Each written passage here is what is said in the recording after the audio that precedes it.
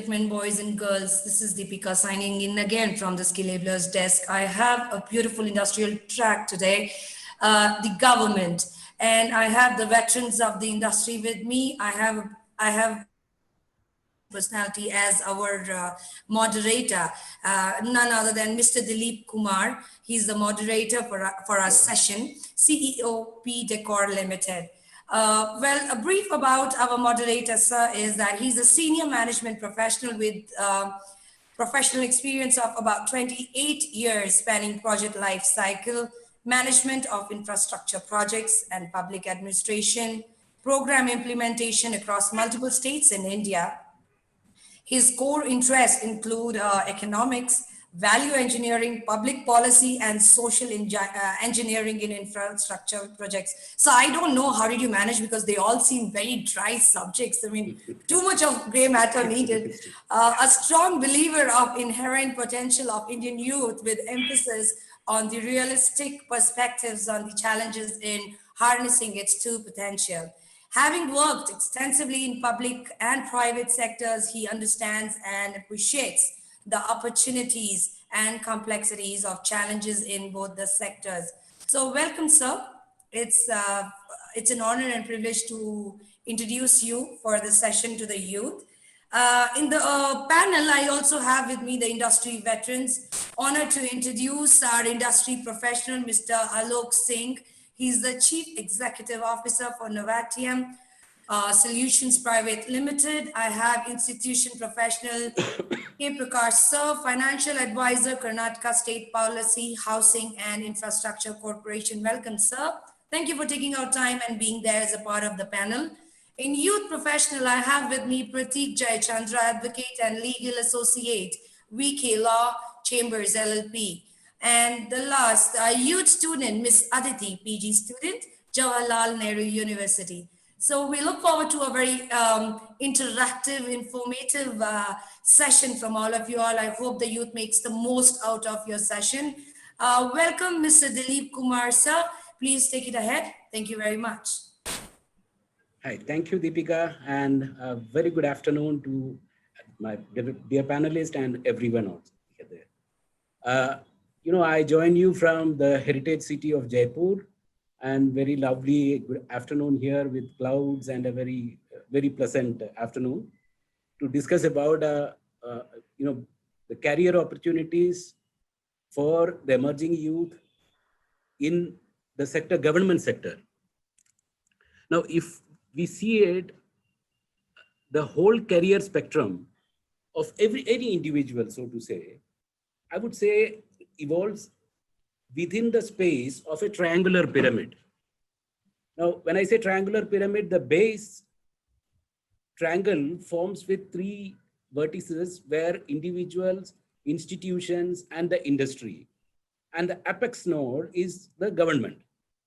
And the whole space created by this triangular prism actually defines the career space for each one of us out here. So it is important for us to understand each of these vertices and the interplays between these vertices. And we are lucky to have veterans with us today. To speak from government, we have a veteran from the government itself, a civil service officer. And from the industry, we have Mr. Alok Singh, who himself is a veteran in the private sector industries and servicing the government. So we have the interplays in place from the veteran space. And to understand the youth, as Aditi said, we have Aditi and Pratik. So Pratik is a youth professional with a legal background. And when you say government, we all know the law is very close to the space of government. And Aditi is a researcher and a young scholar. So to proceed with, I think it is better to understand first about the interplay of the government with the three other vertices that, the industry and the institutions, how the interplay happens and how the positioning happens. And that to tell us, Mr. Prakash would be the very best person to tell us about that.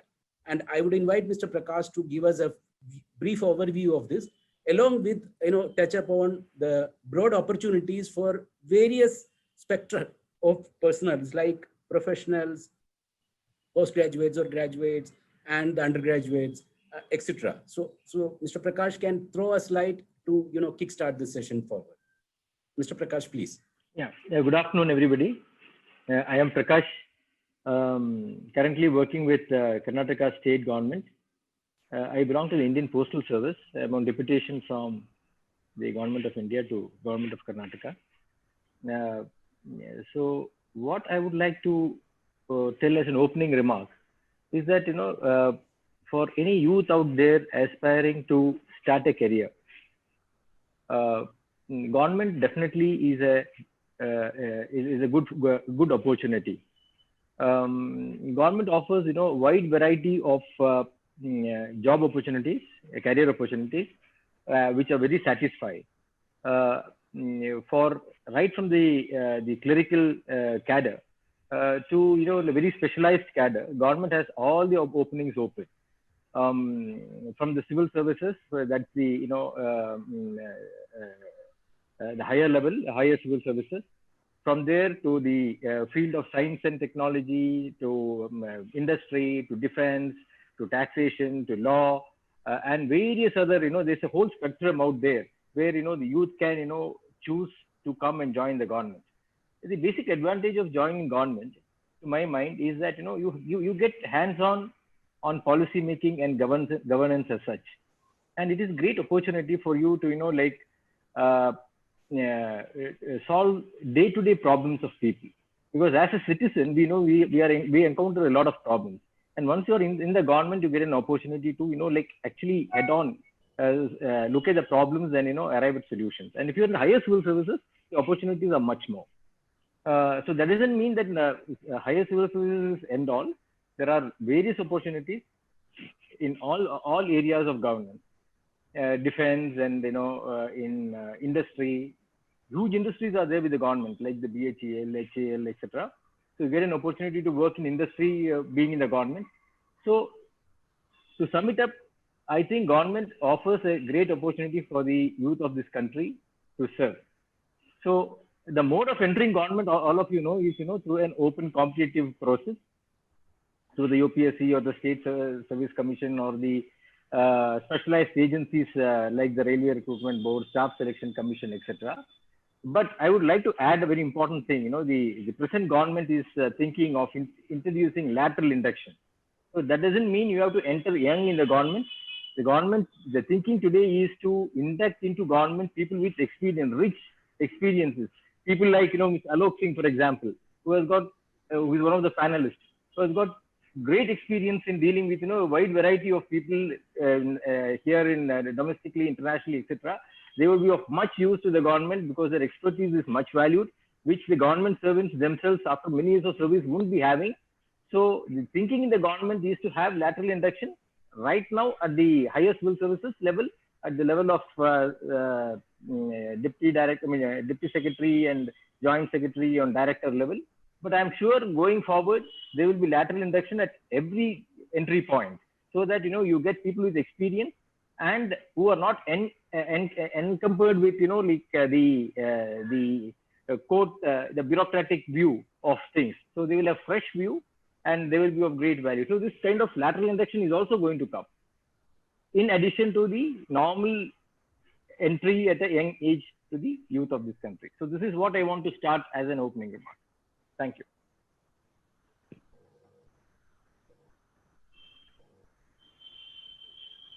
Hello. Hello.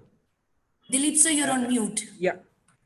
Thank you, Prakash ji, for your enlightenment of the whole wide spectrum of government services which the aspiring youth can always target it.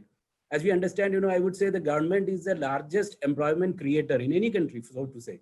It creates in three different layers. One is the direct, then there is an indirect way, and there is an induced way, which is the policy perspective, economic policy perspective. So the industry as well thrives with the policies regime, and there is another space where the industry directly services the government requirement, where the private sector plays an important role. So let us understand the perspective of the private sector from the perspective of services that they render to the government, because manufacturing may not have much specificity to the government sector per se, but service sector has very much specificity to the government sector. So most of this private sector will have exclusive verticals to service the government requirements.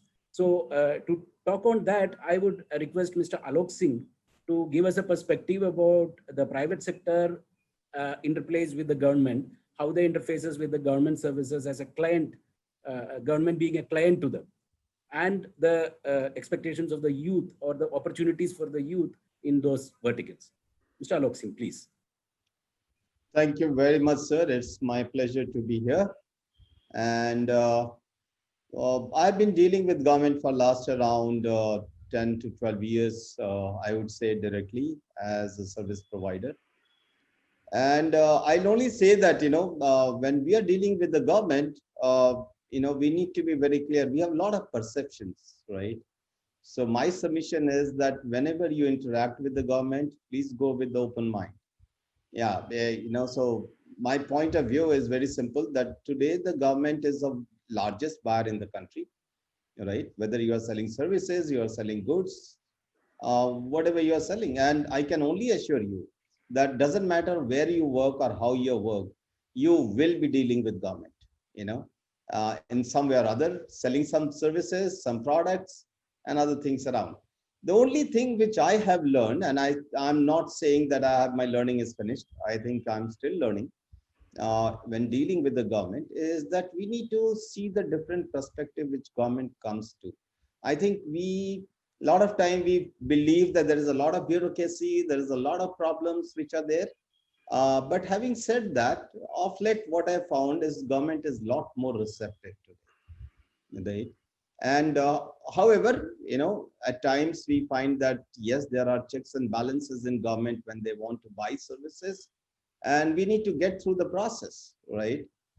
Which is true for any buyer. Yes, the government is a different buyer than the private sector when buying it. The government is built on certain checks and balances, and the processes are made in a way that, you don't do mistakes, right? However, mistakes do happen. It's a different matter altogether. So my submission to people who are going to serve government or sell products to government is very simple. Be open.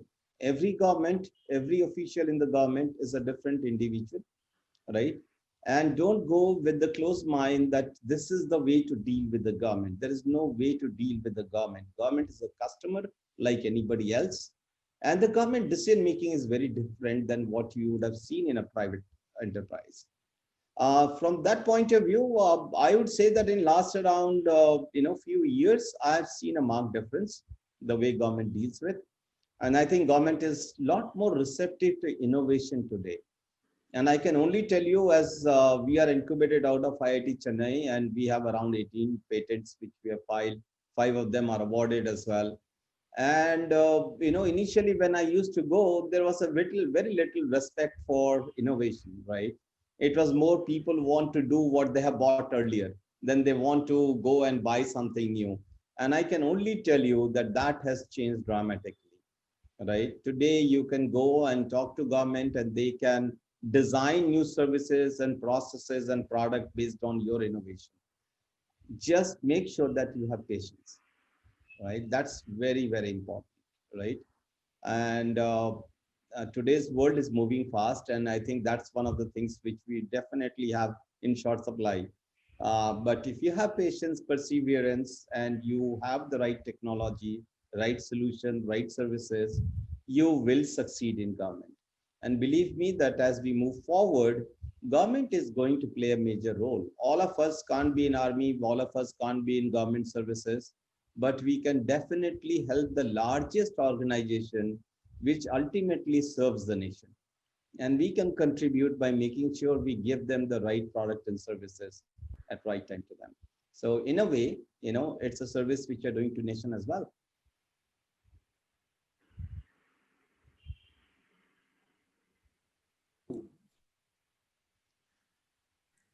Thank you, Alokji.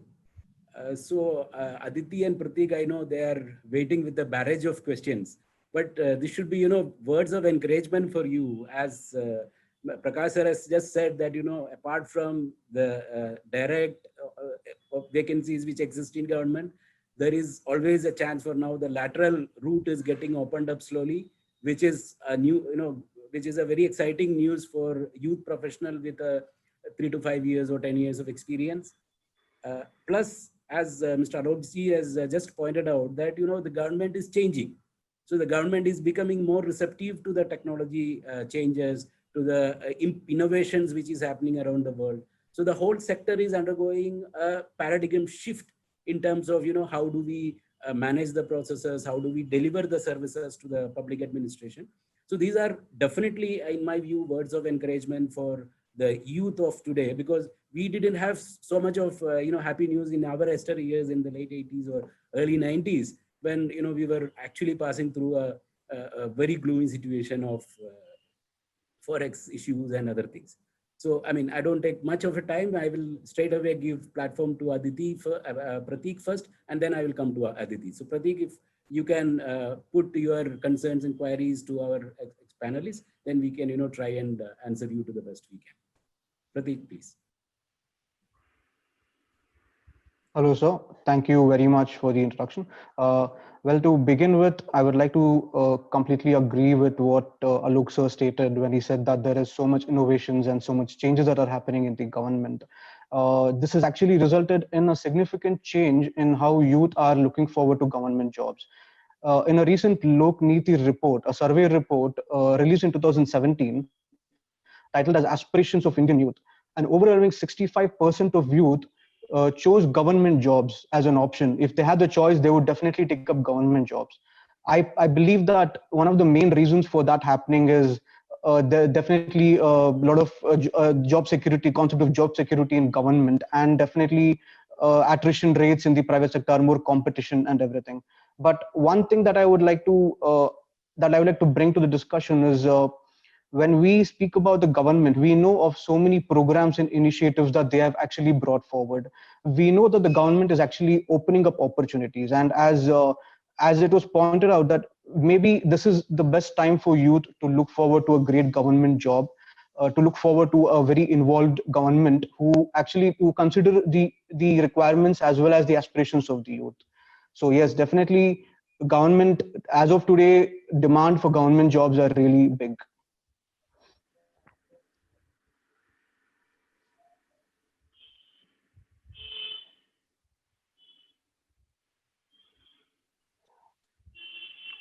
Sorry, sir. Dilip sir, I think you're Yeah, muted, you're on sir. mute, Sorry. sir. Dilip sir, you're on mute, please. Hello. Yeah. So Prateek, do you have any specific points to be covered by any of our experts in the next round? Anything specific? Yes, definitely. One particular point that comes to my mind is when it comes to placements of young government officers. As a past aspirant of judiciary services myself, I have always wondered how placements have actually been. I've actually tried to find out information about how placements for young officers would be. The general fear that one thing that really comes up with new government job aspirants is that in the initial periods of their placements and initial periods of their job, they may usually be placed in areas which are less developed or in areas which they don't have a good career growth. I would really love to hear the points of the experts in this aspect. And I want the particular question that should be answered is whether this fear is unfounded or is it valid? Is it a question to me? Can I answer this? Yes, Yeah, sir. yeah, Please. please do. Yeah. See, actually, when anybody starts a career in the government,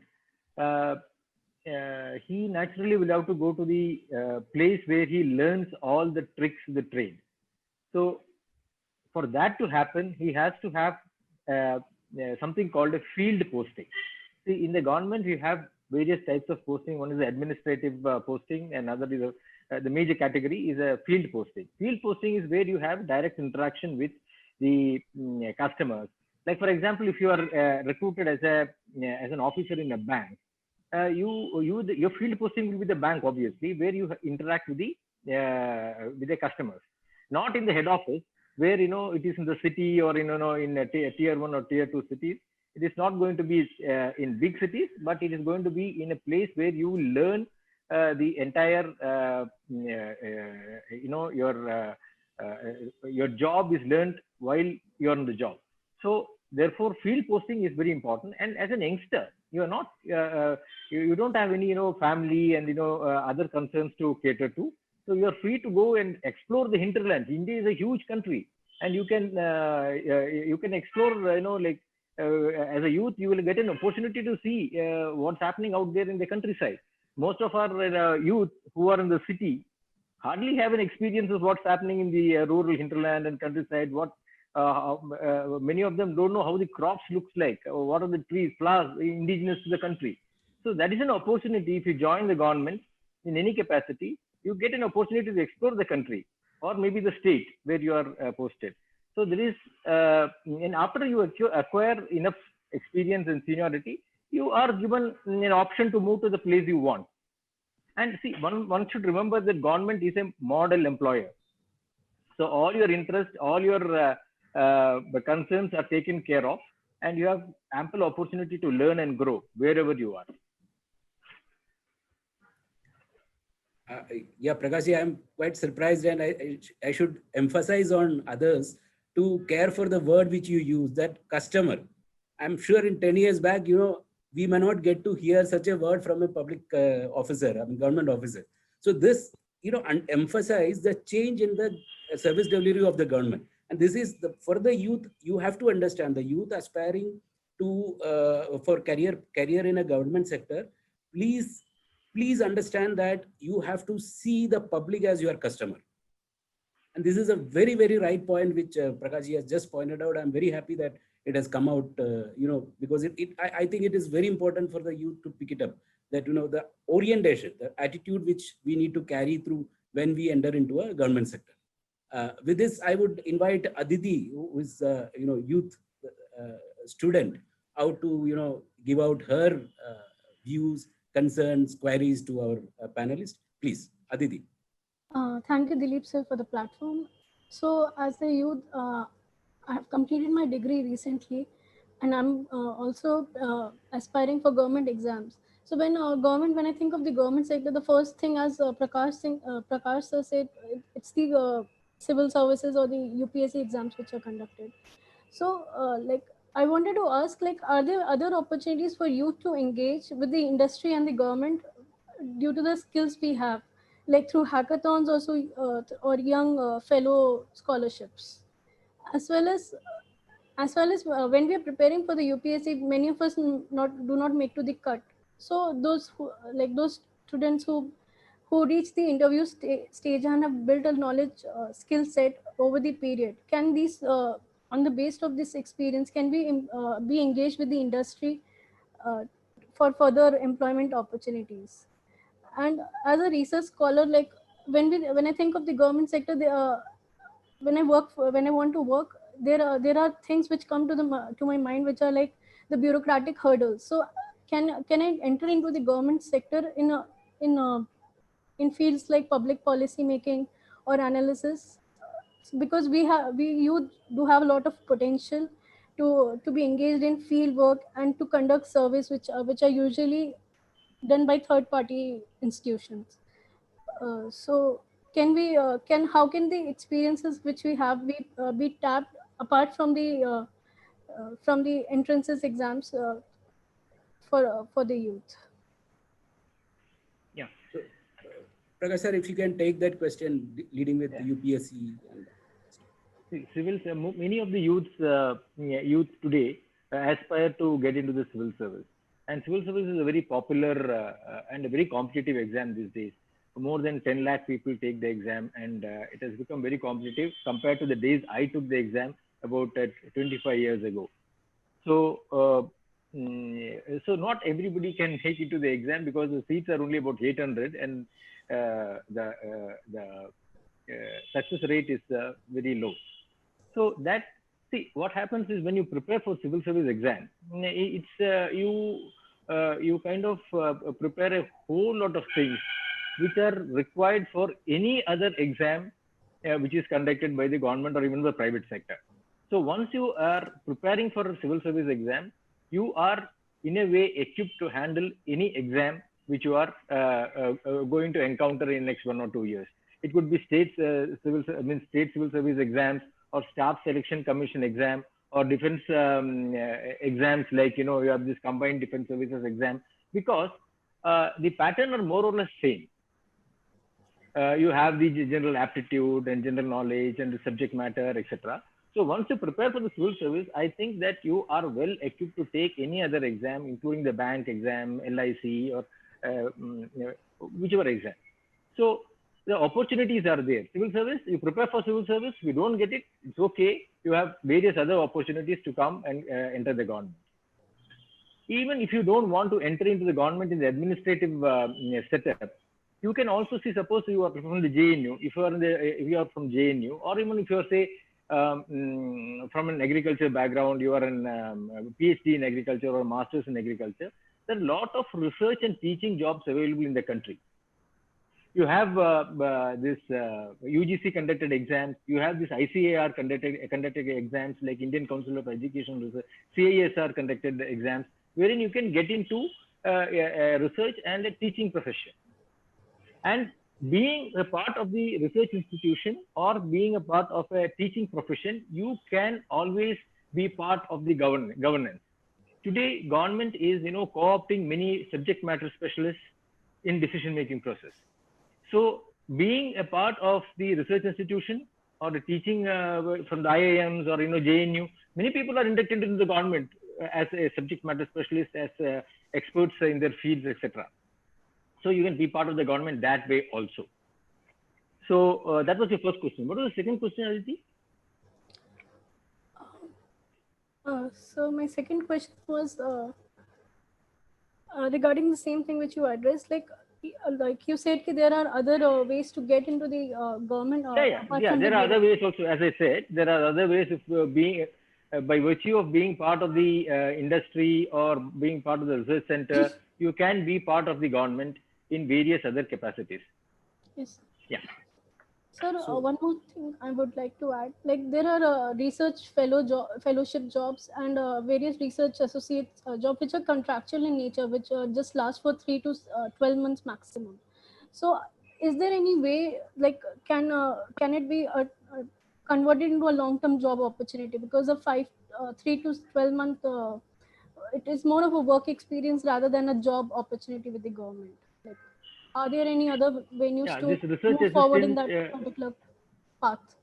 Yeah, see, the post of research assistant on a contractual basis. Yes. Let me tell you, Aditi, this contractual system of employment is here to stay. This lifelong employment concept, I am sure in days ahead, going forward, is going to be on the decline. Because, like there are people wanting to get into the government. Doesn't mean once you enter into the government by way of civil service or any other exam, you stay here for life. Because there are a lot of people wanting to be part of the government for very good reasons.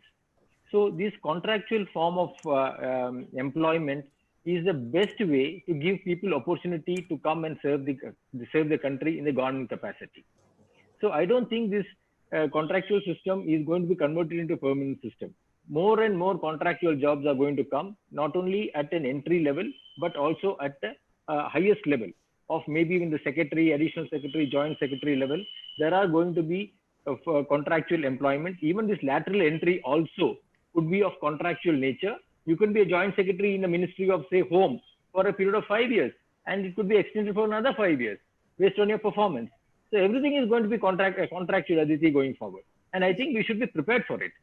And once you are good, you will be hired, and you can shift jobs. You can change you can acquire new skills and change your specialization.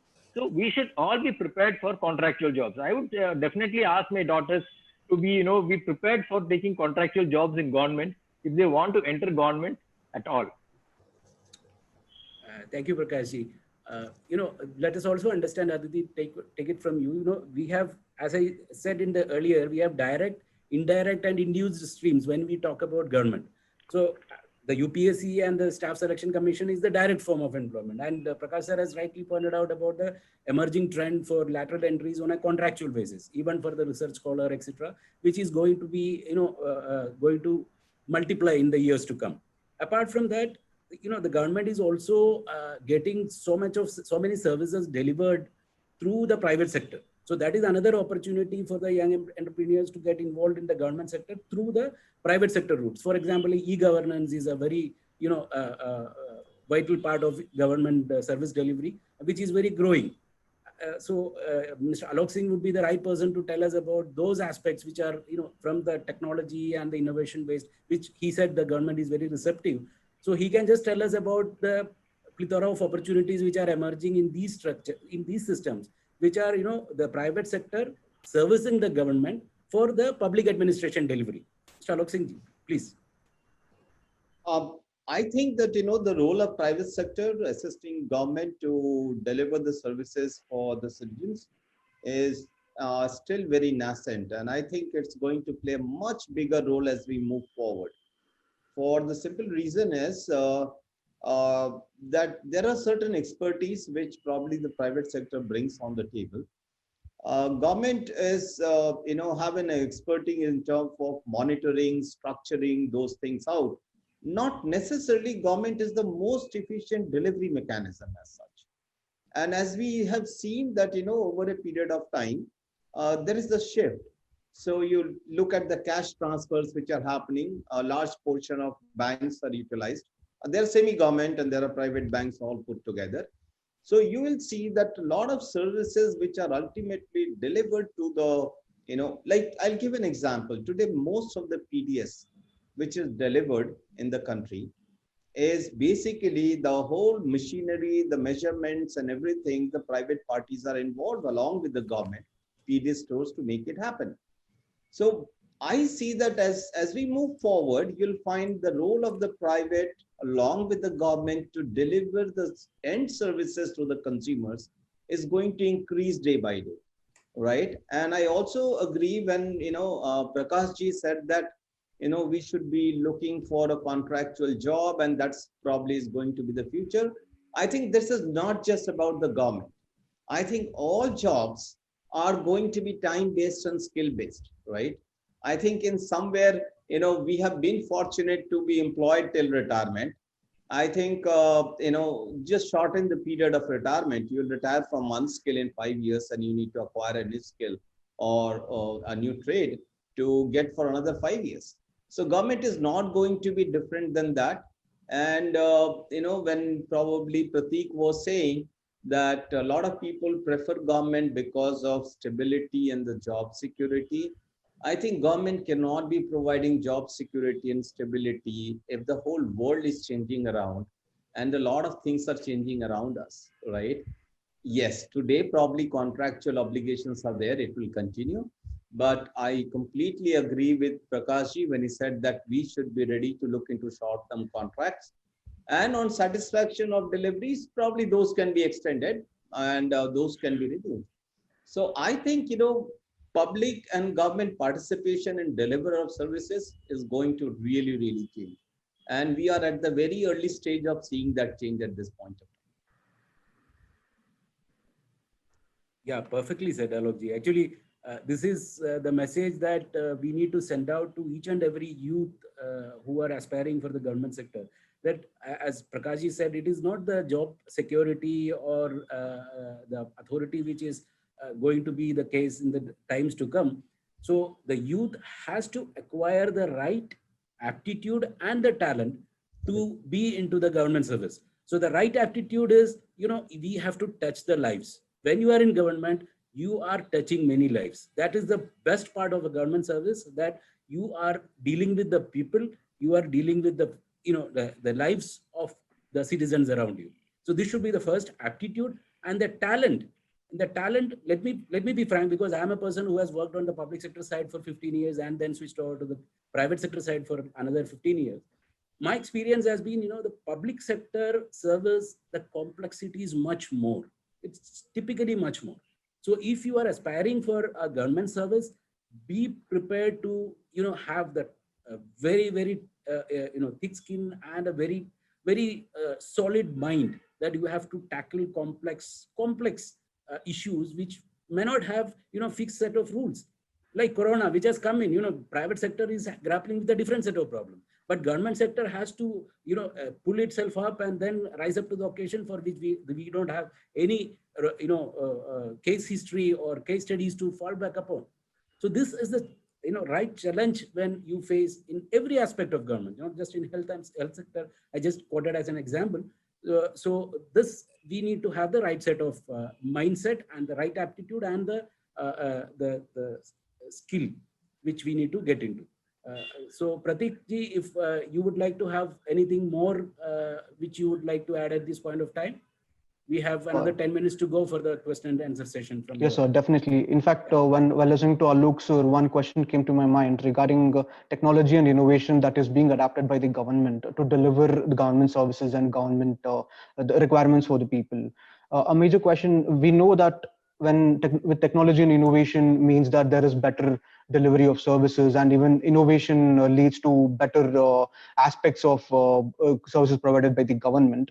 One thing that we can think about, or that we should actually know about, is whether these technology and innovation that is being adopted, would it lead to any job obsolescence or job redundancy within the government? And if that is the case, what areas would be affected because of that?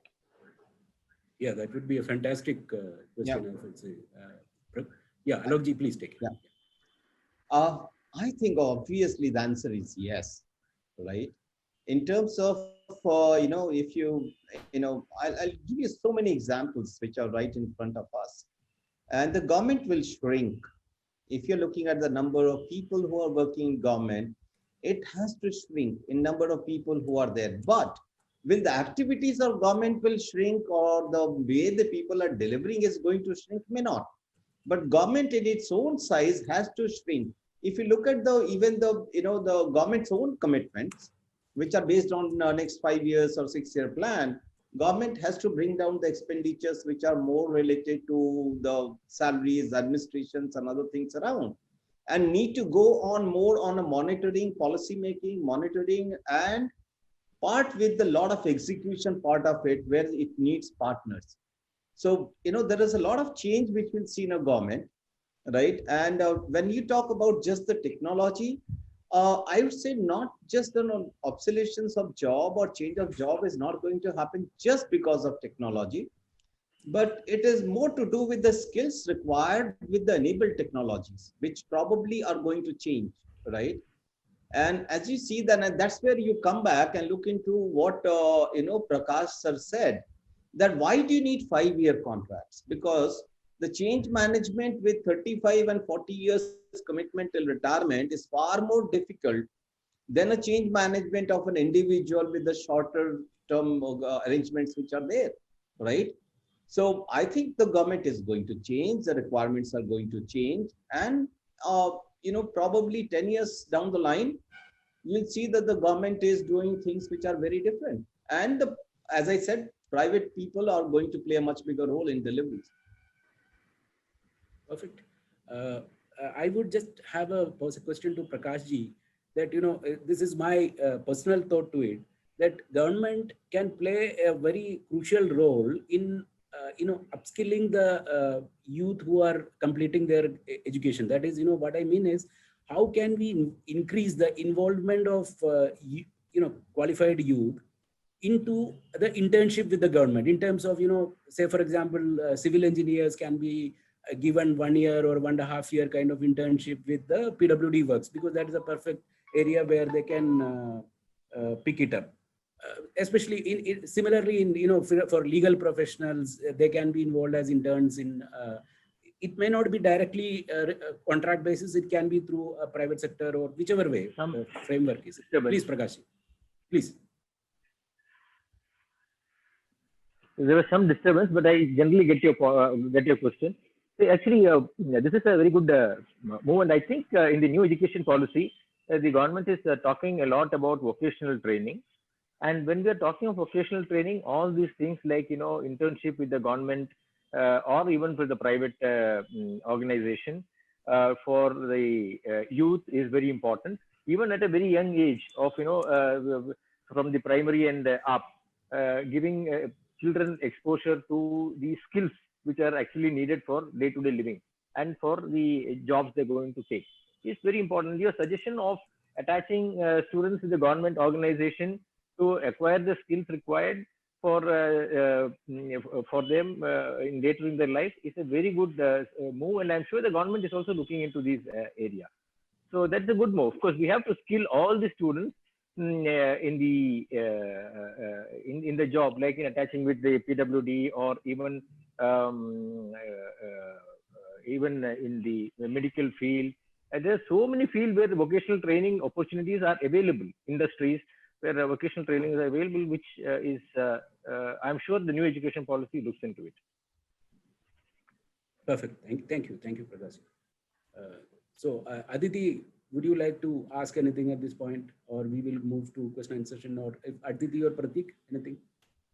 Yes, sir. Like what Prakash sir just addressed, the same thing I had in mind. Like if we as a youth are lacking some skills to be involved with the government sector apart from the bureaucratic structure, the other ways to be involved.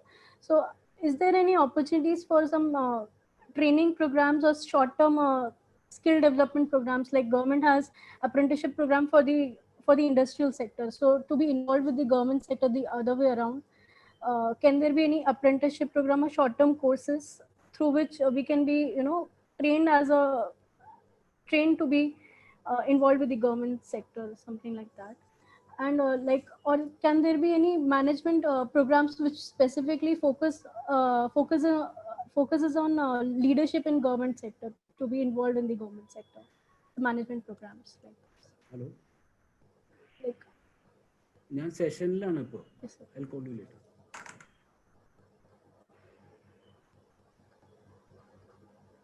Yeah, Aditi, it's a question to me or to Alok? Prakash, please take it. Yeah, so this is, I reiterate what I told earlier, that, we have to, the government, of course, will have to identify those areas where the students at various level, right from the technical engineering colleges, medical colleges, where hands-on experience working with the government and private industry, I'm sure the government is looking into this. I am sure they will be formulating policies and policies and the guidelines to induct the students to get hands-on experience, not only in the skills, but also in leadership and other soft skills also. I'm sure that this kind of thinking is there in the government, and which will immensely help and make our youth more employable, rather than just, undergo theoretical courses which has no relevance to actual day-to-day application. So these changes are going to come, are bound to come, and in the next 5 years, I'm sure you'll see exciting times in these areas, especially with the new education policy being given serious thought by the government. Thank you. Alokji, as an industry veteran, I would request you to brief overview of what the challenges a private sector typically faces in dealing with the government, especially, not the large corporates, I would say, different MSMEs or even the mid or small sector private enterprises which are servicing the government. So in your view, what are the typical challenges that the private sector faces? Number one. Number two, I would also request you to add upon the scope for youth to be, entrepreneurs in servicing the government sector. If you can touch upon these two aspects, please. Sure. I think there are challenges in working anyone. There are challenges working inside an organization as well. So the first and foremost thing, whether we are dealing with any outside organization, whether it is a government or it's a private entity, there are certain challenges. Yes, when you're dealing with the government, there is a distinctively different type of challenge which you face most of the time. And those challenges are that, government is I would say that it's more of an issue of, harmony between these two. Government runs on its own frequency. And as a private organization, you have a completely different frequency, right? You want to go to the government and talk to people on a week's time and close a deal. That doesn't work with government, right? In a government, when you want to provide a service, there's a process is much longer, right? You need to work with people, understand their requirement, which is a lot of time could be very different than what probably we have. Like I work in technology and we make products, so we are not a service company. So I would ideally like to just go and sell my license and get out of that place, right? That's my ideal sale. But that doesn't happen in government, right? In a government, when you go, I might have a product. I need to go and understand what the requirement is. And then even if everybody in the government accept that they want to buy my product, unfortunately, they can't buy it. You know, it has to go through a tendering process, right? Which itself is a process. And then it has to be decided who will win. Maybe a lot of time I have worked with the government for 6 months. I have set everything up. But guess what? I don't win the bid. There's somebody else who wins the bid. So a lot of time you will spend time cooking the whole meal and somebody else will eat it. That's part of the game. But we call in the private point of view, we say that it's unfair, right? Unfortunately, in the government, this is not unfair, right? They have to be fair. And in the process, probably it's a different perspective, right? The government has a different perspective. As a private organization, we have a different perspective, right? So those challenges we'll face not only once, but multiple times.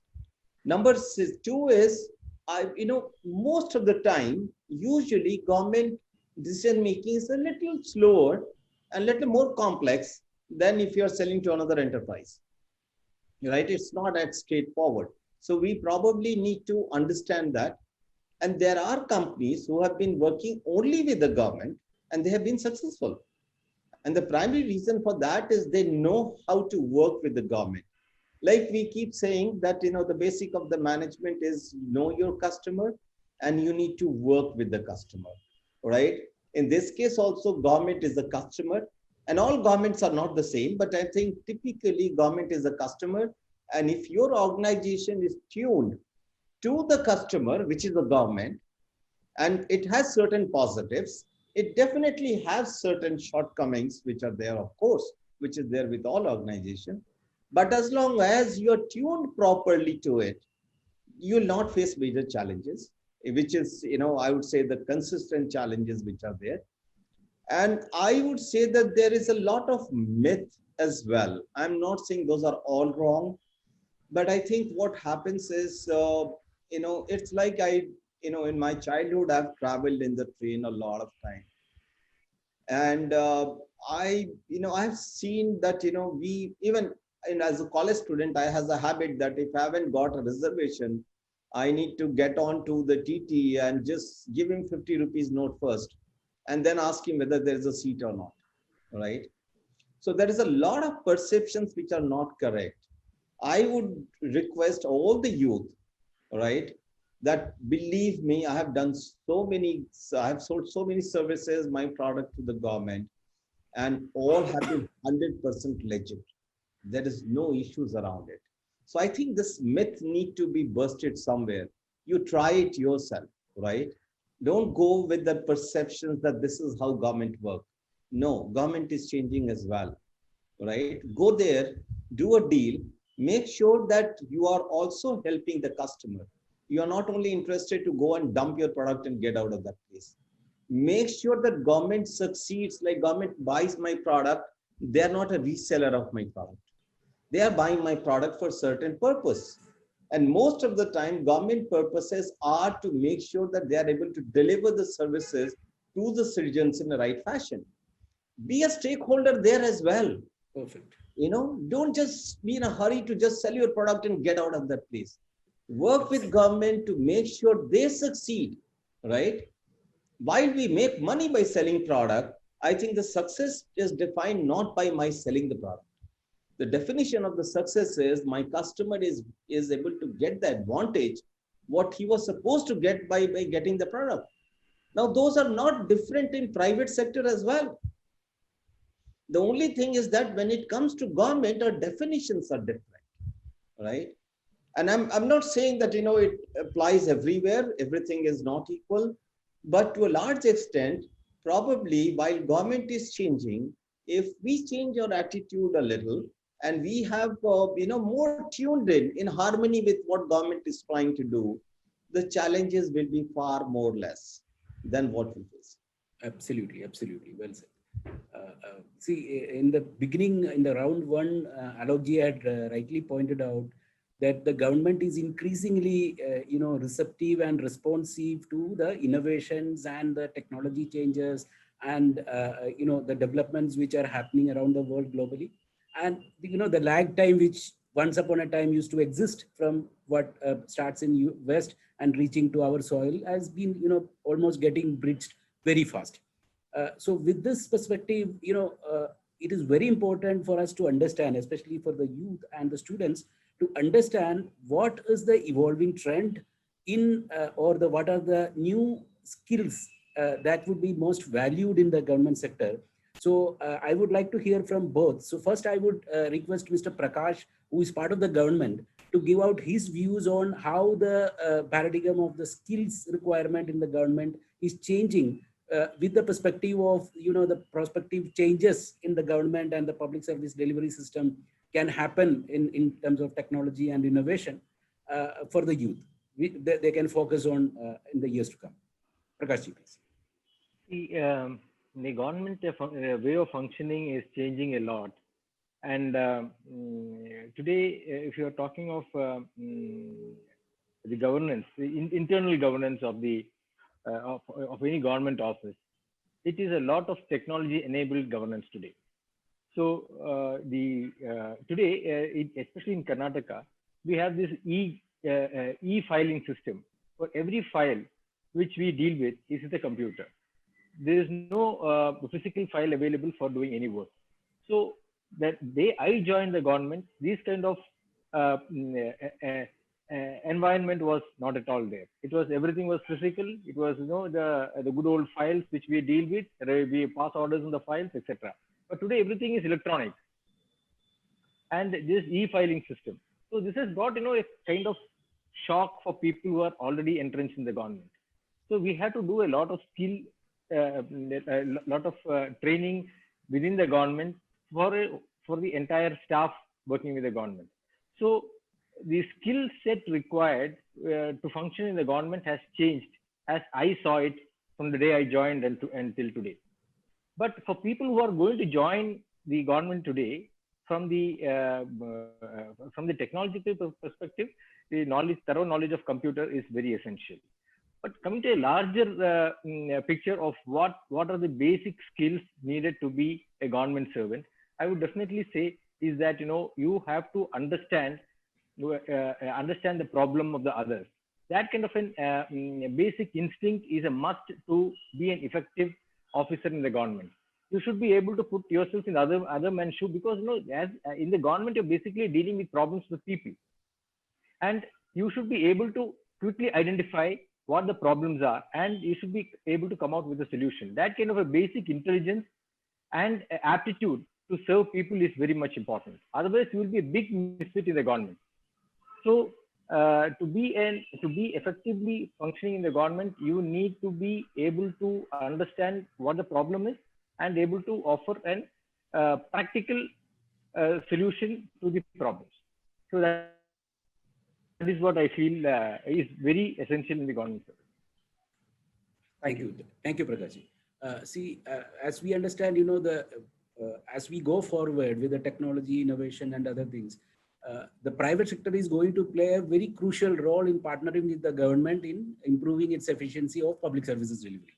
So Alok Singh ji also would like to add on to this on the skill set requirement for the new age, as we go forward in the government sector. Alok ji, if you can also elaborate on the same topic, which is part of the e-governance and much more than that, I would say. E-governance is the beginning of the government adopting the technology changes. And as we go forward, I think we should be able to see the prevalence of e-governance in almost all the sectors, plus much more in terms of, artificial intelligence and other things. If Alok ji, I think, would be the right person to talk about this, how to acquire skills and what are the skill sets which.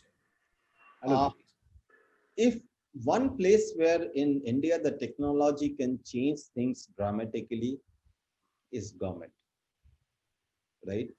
If technology is put to the full use, and which is a process, you can't happen overnight. Like for example, today, I can take you a lot of attendance which are there in the government is done through a biometric. So there is a lot of information which is coming back to the servers. And as you move forward, we were talking about, artificial intelligence. We are talking about how to use the information to make our decision makings. So government process of collecting data today, one of the reason why government tends to be a little slow is because the process of collecting data itself takes a lot of time. But that's changing really fast. If you go to maybe even a Karnataka government, Prakash sir can say that they can give you every day how much rice or how much wheat has been distributed through a PDS system. If you want, they can give you almost real time. 1 hour, last hour I have distributed so many wheat, I've distributed so many sugar and things like that. Every PDS stores may have a stock which is available online, right? Which is out there. Now, there would be gaps. There still would be somewhere there are gaps here and there.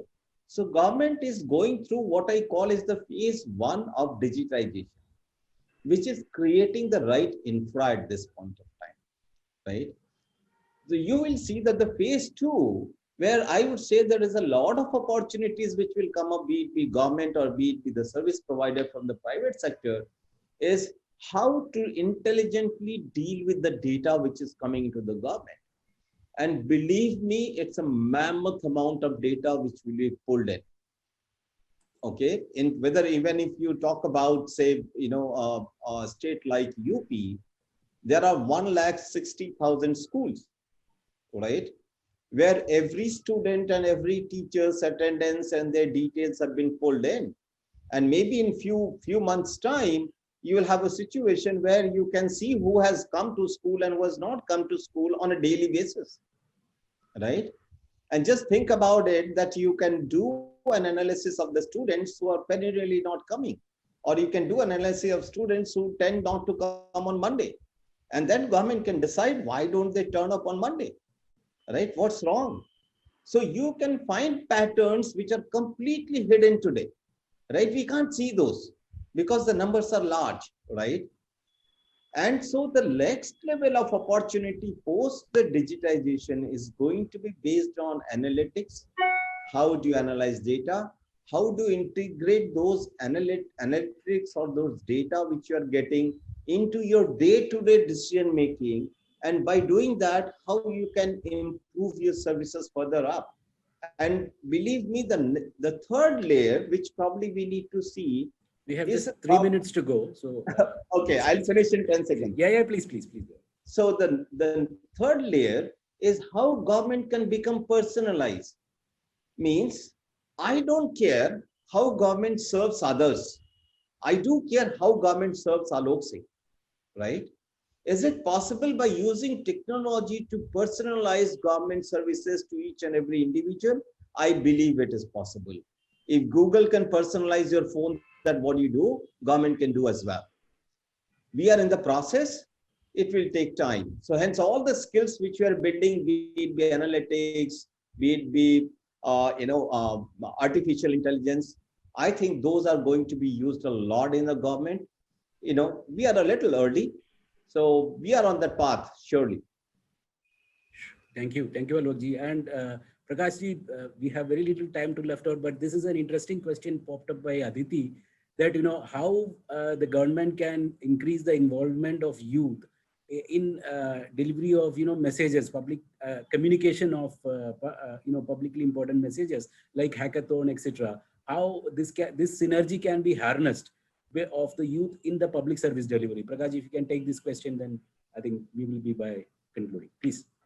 Yeah, see, actually, there is currently there is a lot of disconnect between what government wants and what actually is there. The ideal way of bridging this disconnect is to involve more and more people into the thing called governance itself. So you can see in policing, there is a lot what the neighborhood, neighborhood associations can do to help the police. So that will make the job of police department much easier, more effective, and also it will bring a sense of belonging to the people the police is catering to. So this is true in case of all sectors you deal with, not only police.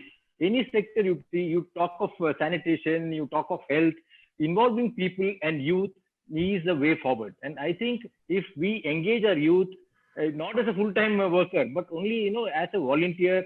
See, in today Aadhaar success is by Mr. Nandan Nilekani involved those people who wanted to serve the country. They came in and did the service, and there are very few government officers who worked in Aadhaar office. And today it's a huge success world over. That is because people voluntarily came in and then they offered the services. That's the way forward. And I'm sure it's going to be felt in the area of policing, in areas of health, education, etc. Thank you. So as we run to the last seconds of our session, let me take up this interesting but very vital questions popped up by someone that the civil services exam, as we know, or the staff selection commission examination, etc. Now, they are a bit archaic in the view. This is a view by one of the youth who is attending this session, that they have probably lived their time, and they should actually now getting shaped into the real world innovations which are now in place. So Prakash ji, any thoughts on this? How it may be evolved? I fully agree with the question. I think there's a lot of restructuring needed in the civil services as such. This civil service, higher civil services exam and employment for life, I think it has to go. The exam pattern itself has changed. When I wrote, the pattern was different. Now they have changed the pattern, but it's more or less what I wrote. But I think this is not the way to recruit people into the government. There has to be a specific task-driven kind of an assignment for a specific period. You do that. You select the experts for that. You cannot have a generalist heading the health services or a health secretary. It's my personal view. Health secretary need to be a specialist in health and not a generalist. I think we need to change the way recruitment to the government happens, and I think it's going to happen. And government is also thinking on the same lines. Perfect. I think Prakash ji has hit the nail on its road. The change is happening as we speak. The change is happening, and this is one thing which while we conclude, I just wanted to give out to our youth who are aspiring to be in that. The change every day, the government system is changing. So the UPSC system, staff selection commission, everything is changing. So be prepared for the change. That is number one. Have the right attitude to be in the government that, we are touching lives, and be prepared to, work hard. Not the job security, not the authority or anything should be the driver. The driver should be the right attitude and the right skill sets. I think this has been a wonderful session, and thank you, my co-panelists who have been quite useful in giving the perspective to the young aspiring youth, and I'm sure that the youth of today will have a fantastic opportunities coming up in the government sector, both direct, indirect, and in the induced way of serving the government. So Deepika, shall I hand it over to you and conclude session? If we are done, I'm sure it's a very interesting session we had, and there are a lot of questions coming up, and due to time, we don't have time, we lack time. Time being the constraint. So we will have those questions answered for the youth. We see the questions pouring in. However, thank you very much. It was such an informative session as we thought.